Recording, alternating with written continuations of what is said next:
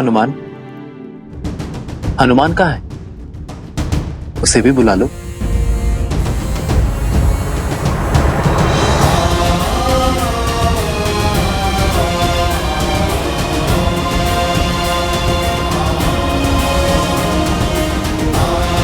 न जाने उन्हें आप पे किस दुख का आभास हो रहा था, क्या चिंता खा रही थी उन्हें, जो वो अकस्मात ही लक्ष्मण काका श्री से मिलने अयोध्या की ओर बढ़ गए। भैया, लक्ष्मण तो अयोध्या में है ही नहीं। यदि हनुमान जी को सत्य का ज्ञात हो गया तो? नहीं अर्थात कहाँ गए लक्ष्मण काका श्री? क्या हुआ उनके साथ?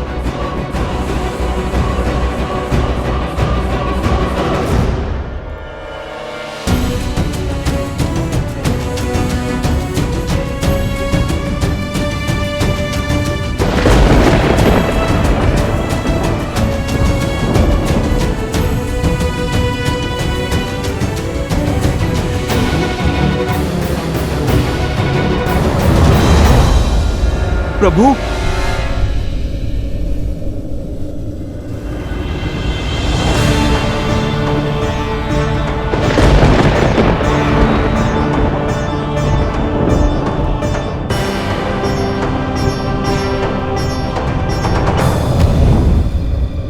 प्रभु, प्रभु, प्रभु, भैया,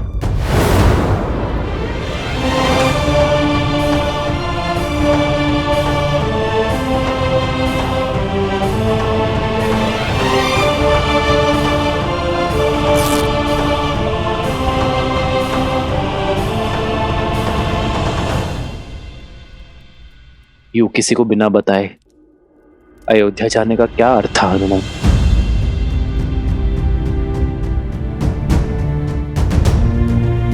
मुझे लगा मैं तुमसे छुपा लूंगा, किंतु ये कैसे भूल गया कि एक भक्त की श्रद्धा में भगवान को विवश करने की शक्ति होती है। हनुमान, मैंने तुम सबसे एक सत्य छुपाया है, और वो सत्य ये कि लक्ष्मण ने सरयू में जल समाधि ले ली है।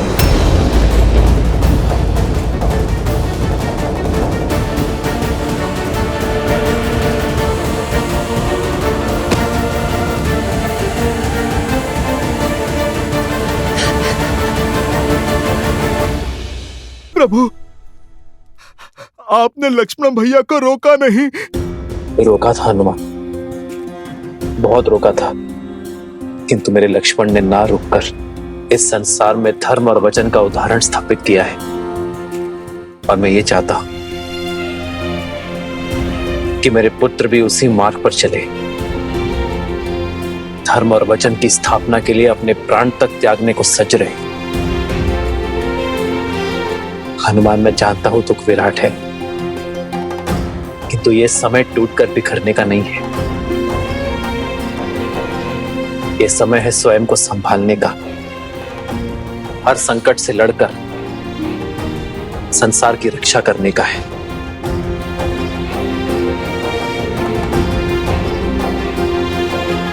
धर्म की स्थापना करना है, रघुकुल की रीत निभाना है। मेरा विश्वास करो हनुमान, और कोई समस्या नहीं है।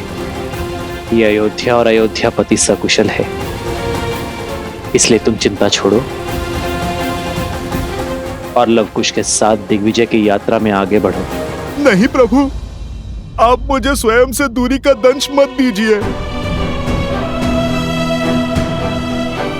प्रभु, आप मुझे अपने साथ रहने की आज्ञा दीजिए, आज्ञा दीजिए प्रभु। आप कहें या ना कहें, ये भक्त सब समझता है प्रभु। लक्ष्मण भैया के बिना आप कितने कष्ट में होंगे प्रभु। माता सीता, अब तो माता सीता भी नहीं है आपकी पीड़ा हरने के लिए। प्रभु, आप मुझे इस विकट घड़ी में स्वयं से पृथक मत कीजिए, मत कीजिए प्रभु।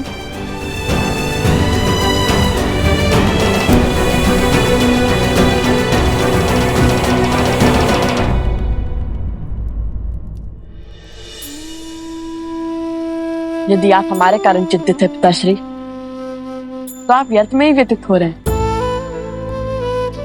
वक्त से इस विकट घड़ी में भगवान के साथ उनका सुख मत छीनिए। देखिए ना, आपकी चिंता हनुमान जी के मुख पर प्रदर्शित हो रही है। उन्हें आपके साथ रहना चाहिए, हमारे साथ नहीं। हम पर विश्वास कीजिए और ऐसे एक भक्त की आस मत तोड़िए। हनुमान,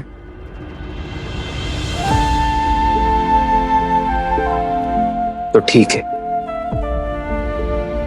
कल सूर्योदय होते ही हम पुरुषपुर की ओर प्रस्थान करेंगे, युद्ध का शंखनाद करेंगे।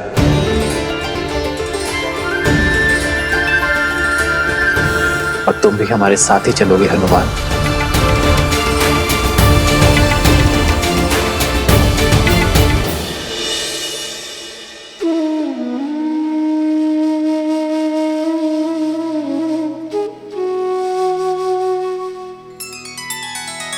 श्री रामचंद्र कृपालु भजु मन हरण भव भय दारुणम।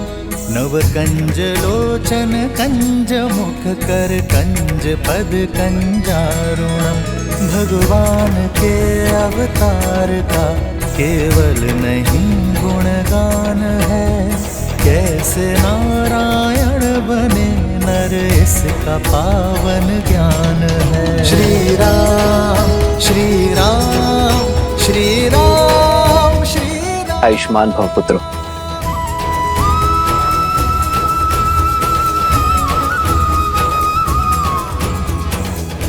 अपने दिग्विजय को संपूर्ण करने के लिए सज्ज हो। सेना भी सज्ज है भैया।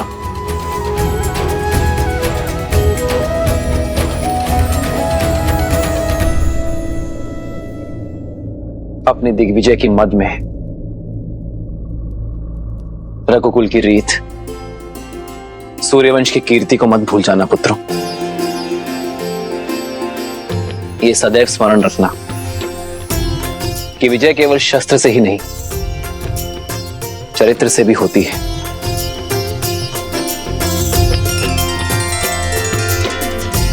तुम दोनों केवल रघुवंश के अंश नहीं हो, धर्म के पथिक भी हो।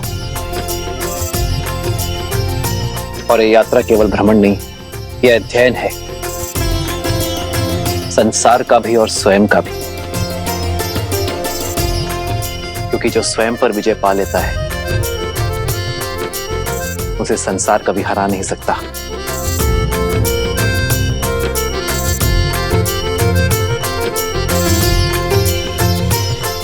आयुष्मान भव। राम रचिरा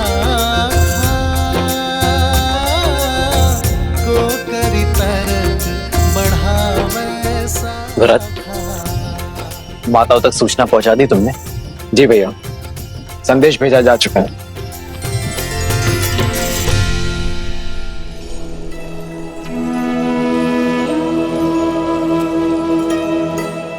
माता, पत्र आया है।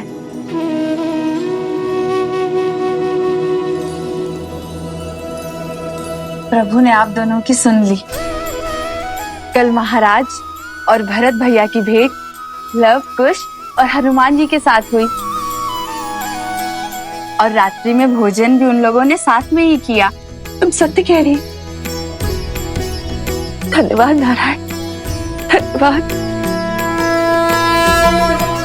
मेरे पोते अपने पिता से मिले, उनका आशीर्वाद पाया, इससे सुखद और क्या हो सकता है।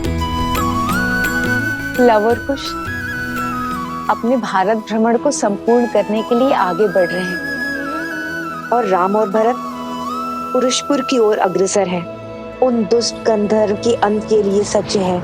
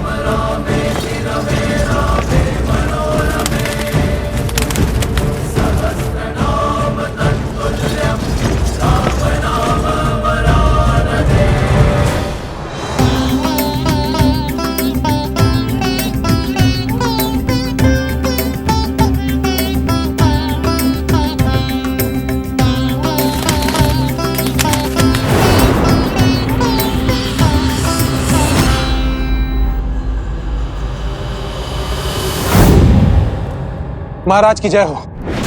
क्षेत्रवासियों ने अयोध्यापति राम से सहायता की गुहार लगाई है और वो अपनी सेना के साथ इसी ओर अग्रसर है। उनके अनुज भरत भी उनके साथ है। सुना है कि कौशल की सेना अत्यंत बलशाली है और प्रचंड है। यदि युद्ध हुआ तो हम उनसे कदापि नहीं जीत पाएंगे महाराज।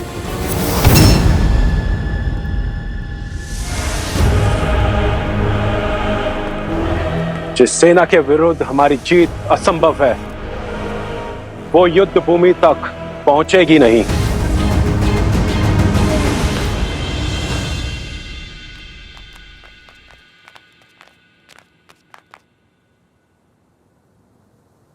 कुश, ये तो कोई आश्रम प्रतीत होता है। कदाचित आज भाग्य में किसी महान ऋषि से भेंट का आनंद लिखा है।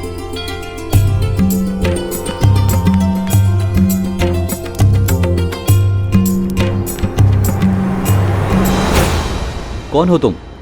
किससे मिलना है?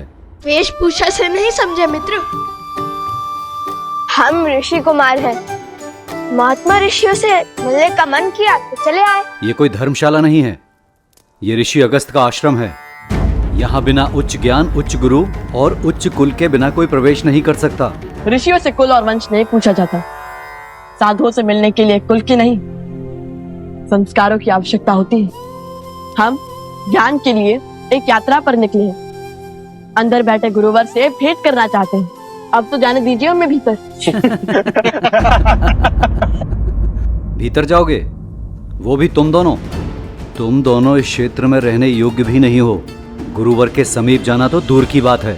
अरे बंधु, इतने सुंदर संसार में किस बात का रोष पाले बैठे हो?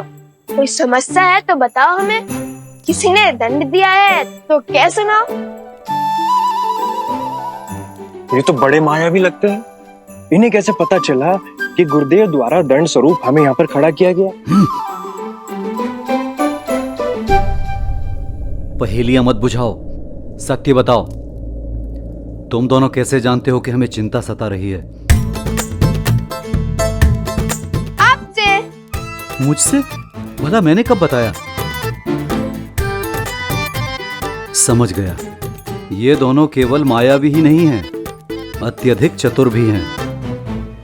ऋषि कुमारों के भेष में कौन हो तुम? सत्य कहो, अन्यथा संकट में पड़ जाओगे। अभी बताता हूँ। रुको। जो परिचय दिया है वही सत्य है। यदि मन में कोई शंका है तो मत मानो, किंतु हम ऋषि अगस्त से मिले बिना कहीं नहीं जाएंगे। ऋषि अगस्त के द्वारपालों को चेतावनी? रुको, अभी तुम्हें ऋषिवर के पास लेकर के जाते हैं। अब वही तुम्हारा सत्य से आवरण हटाएंगे। देखो मेरी चाल, लो भैया सज जाइए। ऋषि अगस्त से मिलने का सौभाग्य प्राप्त होने वाला है।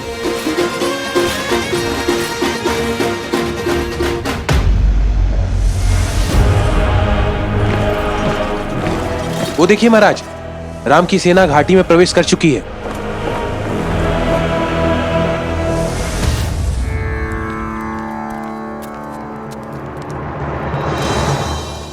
गुरुदेव प्रणाम। गुरुदेव, ये बालक आपसे मिलने की हट कर रहे थे। वेश तो किसी ऋषि कुमारों वाला है, किंतु आत्मविश्वास किन्हीं राजकुमारों सा है। इतना अहंकार तो किसी मायावी दानव में नहीं होता जितना इन दोनों में है। जानते हो ये दोनों कौन है? अवश्य, मायावी धूर्त हैं दोनों। नहीं, अयोध्यापति श्री राम और देवी सीता के पुत्र लवकुश हैं। प्रभु श्री राम और सीता माता के पुत्र? हमें क्षमा कर दीजिए, हमें क्षमा कर दीजिए ऋषि कुमार, नहीं राजकुमार। आपको पहचानने में हमसे भूल हो गई। उठो उठो मित्र।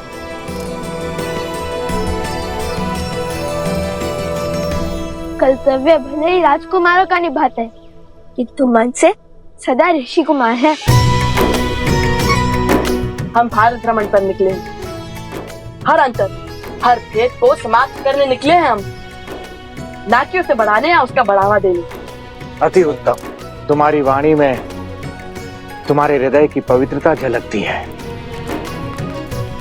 भारत भ्रमण की इस यात्रा का उद्देश्य तुम्हारी चेष्टा से कहीं अधिक विशाल है।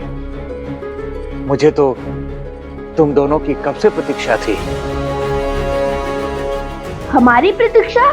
तुम्हारा यहाँ आना मात्र संयोग नहीं है लवकुश, एक बहुत बड़ा युद्ध तुम्हारी प्रतीक्षा कर रहा है। एक असुर जो अपने मन में तुम्हारे प्रति द्वेष का दंश भरे बैठा है, वो तुम्हारे अंत को आतुर है। ये युद्ध साधारण युद्ध नहीं होगा। ये शत्रु तुम्हारे अन्य शत्रुओं से बढ़कर बलशाली है।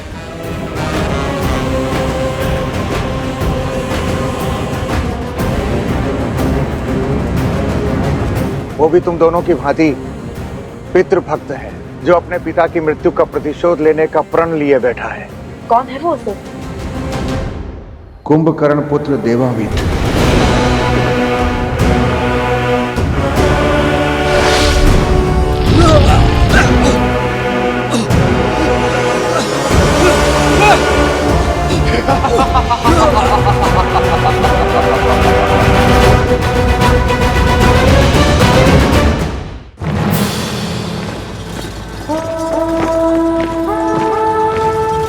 रुको, रथ रोको।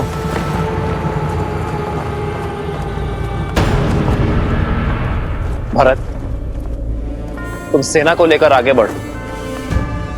मेरे पीछे सेना की एक छोटी टुकड़ी पीछे छोड़ते हुए सेना का नेतृत्व करो।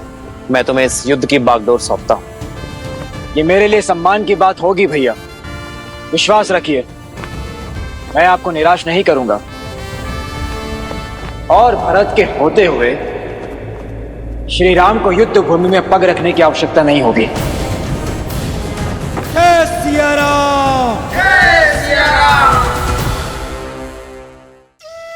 महादेव, शत्रु की शक्ति और युक्ति जानते हुए भी श्री राम ने भरत को अकेले आगे क्यों बढ़ने दिया? वो उनके साथ क्यों नहीं गए? वो तो अंतर्यामी है, सब ज्ञात है उन्हें। आपके प्रश्न का उत्तर भी आपके प्रश्न में ही छिपा हुआ है। जो अंतर्यामी है, जिन्हें सब ज्ञात है, उनसे भला इस युद्ध के परिणाम और प्रभाव कैसे छिपे रह सकते हैं? किंतु संकट का आभास ही तो संकट को टालने में सहायक होना चाहिए ना। सच्चा नायक वो नहीं जो अपने शौर्य की ओट में संसार के प्राणियों को जीवन के संघर्षों से बचाए, अपितु सच्चा नायक तो वो है जो उन्हीं प्राणियों को जीवन के संघर्षों से जूझने के लिए सज्ज करे। जो पक्षी पवन के वेग की परीक्षा को पार न कर सके, वो भला आकाश का स्पर्श कैसे कर सकता है? श्री राम भी भारत के शौर्य को आकार दे रहे हैं। उन पर आज भरोसा कर उन्हें कल के लिए, भविष्य के लिए तैयार कर रहे हैं, क्योंकि अब राम के अयन का अगला अध्याय आरंभ होने वाला है, जो इस युद्ध से बहुत अधिक विराट है, जिसका उद्देश्य विश्व विजय नहीं, जगत का कल्याण है।